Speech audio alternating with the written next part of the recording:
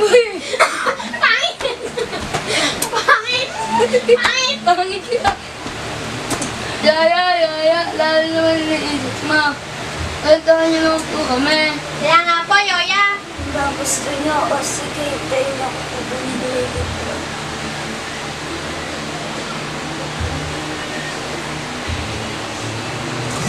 Kain tayo?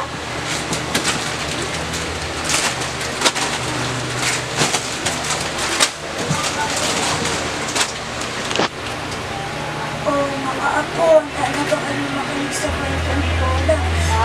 Apo! Yoya.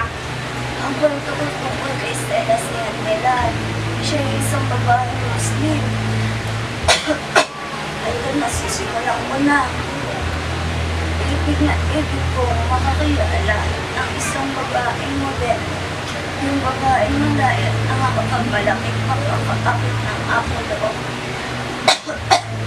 Yung masaya, wala sa sarili, masikat na agap na ang hinaharap ang buhay.